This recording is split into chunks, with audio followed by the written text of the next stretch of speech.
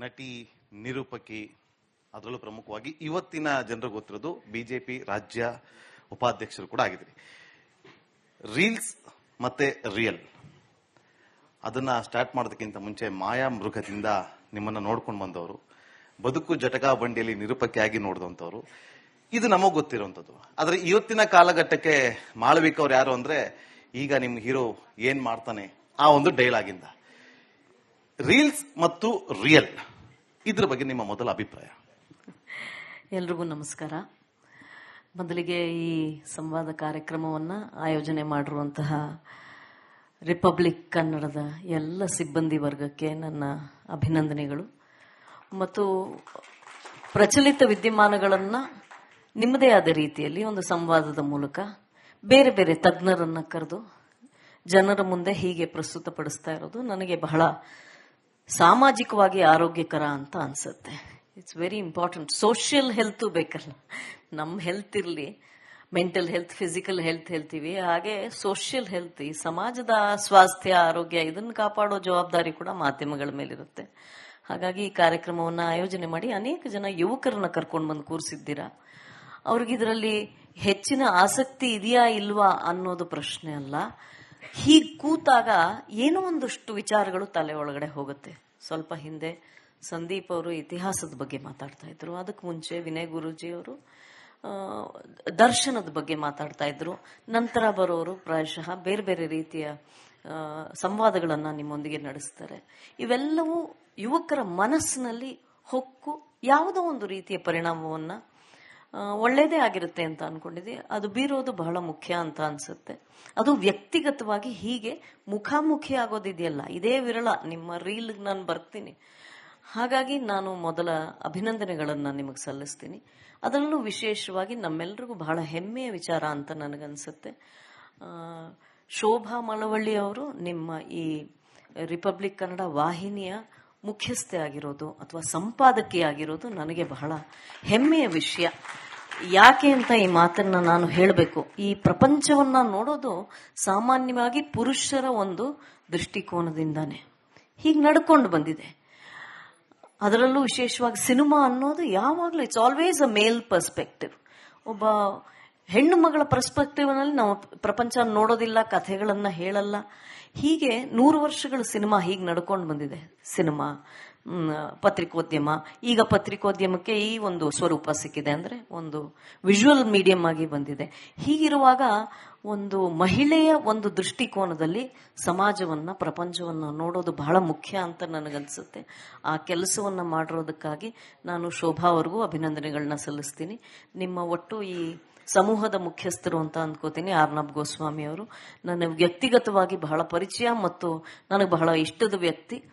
ಇದ್ದಿದ್ದನ್ನ ಇದ್ದಾಗ ಹೇಳ್ತಾರೆ, ನಂತರ ಸ್ವಲ್ಪ ಅವರು ಅಥವಾ ಅವ್ರ ತರ ನಾನು, ನಮ್ಮನ್ನು ಬೈಯೋರೇ ಹೆಚ್ಚಿರ್ತಾರೆ, ಆದ್ರೂ ನಮಗ್ ಮನಸ್ಸಿನಲ್ಲಿ ಏನೋ ನಿಲ್ಲೋದಿಲ್ಲ. ಅದೇನೋ ಉಪೇಂದ್ರ ಹೇಳ್ತಾರಲ್ಲ, ಅದೇನೋ ಮನಸ್ಸಿಗೂ ಬಾಯಿಗೂ ಫಿಲ್ಟರ್ ಇಲ್ಲ ಅಂತ, ಆ ಜಾಯಮಾನದವರು. ಹಾಗಾಗಿ ನಾನು ಅವ್ರಿಗೂ ಅಭಿನಂದನೆಗಳನ್ನ ಸಲ್ಲಿಸ್ತೀನಿ. ನಟಿ, ನಿರೂಪಕಿ, ಅದರಲ್ಲೂ ಪ್ರಮುಖವಾಗಿ ಇವತ್ತಿನ ಜನರಿಗೆ ಗೊತ್ತಿರೋದು ಬಿಜೆಪಿ ರಾಜ್ಯ ಉಪಾಧ್ಯಕ್ಷರು ಕೂಡ ಆಗಿದ್ರಿ. ರೀಲ್ಸ್ ಮತ್ತೆ ರಿಯಲ್ ಅದನ್ನ ಸ್ಟಾರ್ಟ್ ಮಾಡೋದಕ್ಕಿಂತ ಮುಂಚೆ ಮಾಯಾ ಮೃಗದಿಂದ ನಿಮ್ಮನ್ನ ನೋಡ್ಕೊಂಡು ಬಂದವರು, ಬದುಕು ಜಟಕಾ ಬಂಡಿಯಲ್ಲಿ ನಿರೂಪಕಿಯಾಗಿ ನೋಡಿದಂಥವ್ರು, ಇದು ನಮಗ್ ಗೊತ್ತಿರುವಂತದ್ದು. ಆದ್ರೆ ಇವತ್ತಿನ ಕಾಲಘಟ್ಟಕ್ಕೆ ಮಾಳವಿಕ ಅವ್ರು ಯಾರು ಅಂದ್ರೆ, ಈಗ ನಿಮ್ ಹೀರೋ ಏನ್ ಮಾಡ್ತಾನೆ ಆ ಒಂದು ಡೈಲಾಗಿಂದ ರೀಲ್ಸ್ ಮತ್ತು ರಿಯಲ್ ಇದ್ರ ಬಗ್ಗೆ ನಿಮ್ಮ ಮೊದಲ ಅಭಿಪ್ರಾಯ? ಎಲ್ರಿಗೂ ನಮಸ್ಕಾರ. ಮೊದಲಿಗೆ ಈ ಸಂವಾದ ಕಾರ್ಯಕ್ರಮವನ್ನು ಆಯೋಜನೆ ಮಾಡಿರುವಂತಹ ರಿಪಬ್ಲಿಕ್ ಕನ್ನಡದ ಎಲ್ಲ ಸಿಬ್ಬಂದಿ ವರ್ಗಕ್ಕೆ ನನ್ನ ಅಭಿನಂದನೆಗಳು. ಮತ್ತು ಪ್ರಚಲಿತ ವಿದ್ಯಮಾನಗಳನ್ನು ನಿಮ್ಮದೇ ಆದ ರೀತಿಯಲ್ಲಿ ಒಂದು ಸಂವಾದದ ಮೂಲಕ ಬೇರೆ ಬೇರೆ ತಜ್ಞರನ್ನ ಕರೆದು ಜನರ ಮುಂದೆ ಹೀಗೆ ಪ್ರಸ್ತುತಪಡಿಸ್ತಾ ಇರೋದು ನನಗೆ ಬಹಳ ಸಾಮಾಜಿಕವಾಗಿ ಆರೋಗ್ಯಕರ ಅಂತ ಅನ್ಸುತ್ತೆ. It's very important. Social health ಬೇಕಲ್ಲ, ನಮ್ಮ ಹೆಲ್ತ್ ಇರಲಿ, ಮೆಂಟಲ್ ಹೆಲ್ತ್, ಫಿಸಿಕಲ್ ಹೆಲ್ತ್ ಹೇಳ್ತೀವಿ, ಹಾಗೆ ಸೋಷಿಯಲ್ ಹೆಲ್ತ್, ಈ ಸಮಾಜದ ಸ್ವಾಸ್ಥ್ಯ, ಆರೋಗ್ಯ, ಇದನ್ನು ಕಾಪಾಡೋ ಜವಾಬ್ದಾರಿ ಕೂಡ ಮಾಧ್ಯಮಗಳ ಮೇಲಿರುತ್ತೆ. ಹಾಗಾಗಿ ಈ ಕಾರ್ಯಕ್ರಮವನ್ನು ಆಯೋಜನೆ ಮಾಡಿ ಅನೇಕ ಜನ ಯುವಕರನ್ನ ಕರ್ಕೊಂಡು ಬಂದು ಕೂರಿಸಿದ್ದೀರಾ.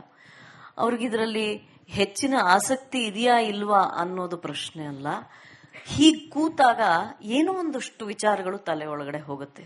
ಸ್ವಲ್ಪ ಹಿಂದೆ ಸಂದೀಪ್ ಅವರು ಇತಿಹಾಸದ ಬಗ್ಗೆ ಮಾತಾಡ್ತಾ ಇದ್ರು, ಅದಕ್ಕೆ ಮುಂಚೆ ವಿನಯ್ ಗುರೂಜಿಯವರು ದರ್ಶನದ ಬಗ್ಗೆ ಮಾತಾಡ್ತಾ ಇದ್ರು, ನಂತರ ಬರೋರು ಪ್ರಾಯಶಃ ಬೇರೆ ಬೇರೆ ರೀತಿಯ ಸಂವಾದಗಳನ್ನ ನಿಮ್ಮೊಂದಿಗೆ ನಡೆಸ್ತಾರೆ. ಇವೆಲ್ಲವೂ ಯುವಕರ ಮನಸ್ಸಿನಲ್ಲಿ ಹೊಕ್ಕು ಯಾವುದೋ ಒಂದು ರೀತಿಯ ಪರಿಣಾಮವನ್ನ ಒಳ್ಳೇದೇ ಆಗಿರುತ್ತೆ ಅಂತ ಅನ್ಕೊಂಡಿದ್ದೆ. ಅದು ಬೀರೋದು ಬಹಳ ಮುಖ್ಯ ಅಂತ ಅನ್ಸುತ್ತೆ. ಅದು ವ್ಯಕ್ತಿಗತವಾಗಿ ಹೀಗೆ ಮುಖಾಮುಖಿ ಆಗೋದಿದೆಯಲ್ಲ, ಇದೇ ವಿರಳ. ನಿಮ್ಮ ರೀಲ್ ನಾನು ಬರ್ತೀನಿ. ಹಾಗಾಗಿ ನಾನು ಮೊದಲ ಅಭಿನಂದನೆಗಳನ್ನ ನಿಮಗೆ ಸಲ್ಲಿಸ್ತೀನಿ.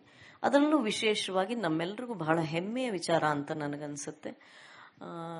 ಶೋಭಾ ಮಳವಳ್ಳಿ ಅವರು ನಿಮ್ಮ ಈ ರಿಪಬ್ಲಿಕ್ ಕನ್ನಡ ವಾಹಿನಿಯ ಮುಖ್ಯಸ್ಥೆ ಆಗಿರೋದು ಅಥವಾ ಸಂಪಾದಕಿ ಆಗಿರೋದು ನನಗೆ ಬಹಳ ಹೆಮ್ಮೆಯ ವಿಷಯ. ಯಾಕೆ ಅಂತ ಈ ಮಾತನ್ನ ನಾನು ಹೇಳಬೇಕು. ಈ ಪ್ರಪಂಚವನ್ನ ನೋಡೋದು ಸಾಮಾನ್ಯವಾಗಿ ಪುರುಷರ ಒಂದು ದೃಷ್ಟಿಕೋನದಿಂದಾನೆ ಹೀಗೆ ನಡ್ಕೊಂಡು ಬಂದಿದೆ. ಅದರಲ್ಲೂ ವಿಶೇಷವಾಗಿ ಸಿನಿಮಾ ಅನ್ನೋದು ಯಾವಾಗಲೂ it's always a male perspective. ಒಬ್ಬ ಹೆಣ್ಣು ಮಗಳ ಪರ್ಸ್ಪೆಕ್ಟಿವ್ ನಲ್ಲಿ ನಾವು ಪ್ರಪಂಚ ನೋಡೋದಿಲ್ಲ, ಕಥೆಗಳನ್ನ ಹೇಳಲ್ಲ. ಹೀಗೆ 100 ವರ್ಷಗಳ ಸಿನಿಮಾ ಹೀಗೆ ನಡ್ಕೊಂಡು ಬಂದಿದೆ. ಸಿನಿಮಾ, ಪತ್ರಿಕೋದ್ಯಮ. ಈಗ ಪತ್ರಿಕೋದ್ಯಮಕ್ಕೆ ಈ ಒಂದು ಸ್ವರೂಪ ಸಿಕ್ಕಿದೆ, ಅಂದ್ರೆ ಒಂದು ವಿಜುವಲ್ ಮೀಡಿಯಂ ಆಗಿ ಬಂದಿದೆ. ಹೀಗಿರುವಾಗ ಒಂದು ಮಹಿಳೆಯ ಒಂದು ದೃಷ್ಟಿಕೋನದಲ್ಲಿ ಸಮಾಜವನ್ನ, ಪ್ರಪಂಚವನ್ನ ನೋಡೋದು ಬಹಳ ಮುಖ್ಯ ಅಂತ ನನಗನ್ಸುತ್ತೆ. ಆ ಕೆಲಸವನ್ನ ಮಾಡಿರೋದಕ್ಕಾಗಿ ನಾನು ಶೋಭಾ ಅವ್ರಿಗೂ ಅಭಿನಂದನೆಗಳನ್ನ ಸಲ್ಲಿಸ್ತೀನಿ. ನಿಮ್ಮ ಒಟ್ಟು ಈ ಸಮೂಹದ ಮುಖ್ಯಸ್ಥರು ಅಂತ ಅಂದ್ಕೋತೀನಿ ಅರ್ನಬ್ ಗೋಸ್ವಾಮಿ ಅವರು. ನನ್ನ ವ್ಯಕ್ತಿಗತವಾಗಿ ಬಹಳ ಪರಿಚಯ ಮತ್ತು ನನಗೆ ಬಹಳ ಇಷ್ಟದ ವ್ಯಕ್ತಿ. ಇದ್ದಿದ್ದನ್ನ ಇದ್ದಾಗ ಹೇಳ್ತಾರೆ, ನಂತರ ಸ್ವಲ್ಪ ಅವರು ಅಥವಾ ಅವ್ರ ತರ ನಾನು, ನಮ್ಮನ್ನು ಬೈಯೋರೇ ಹೆಚ್ಚಿರ್ತಾರೆ, ಆದ್ರೂ ನಮಗ್ ಮನಸ್ಸಿನಲ್ಲಿ ಏನೋ ನಿಲ್ಲೋದಿಲ್ಲ. ಅದೇನೋ ಉಪೇಂದ್ರ ಹೇಳ್ತಾರಲ್ಲ, ಅದೇನೋ ಮನಸ್ಸಿಗೂ ಬಾಯು ಫಿಲ್ಟರ್ ಇಲ್ಲ ಅಂತ, ಆ ಜಾಯಮಾನದವರು. ಹಾಗಾಗಿ ನಾನು ಅವ್ರಿಗೂ ಅಭಿನಂದನೆಗಳನ್ನ ಸಲ್ಲಿಸ್ತೀನಿ.